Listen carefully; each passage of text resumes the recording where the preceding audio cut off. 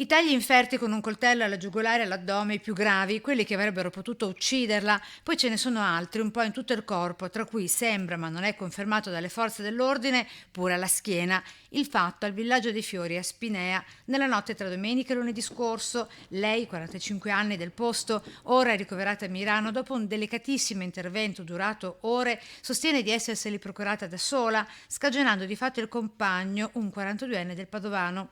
Tuttavia non sarebbe stato lui a chiamare i soccorsi, bensì i vicini, allertati dalle urla della donna, peraltro conosciuta insieme alla famiglia dal sindaco. Al momento il compagno, già con precedenti di furto nei confronti delle donne, non risulterebbe indagato e non ci sarebbero denunce a suo carico da parte della 45enne. Prestare molta attenzione, quindi essere vigili all'interno dei propri nuclei familiari, perché questa è una testimonianza che a volte certe fragilità tipo emotive possono entrare in casa e quindi creare delle problematiche veramente importanti. Tuttavia, a denunciare in passato il 42enne di Loreggia, le colleghe di lei la vedevano arrivare al lavoro sempre piena di lividi e con occhi neri dalle percosse subite.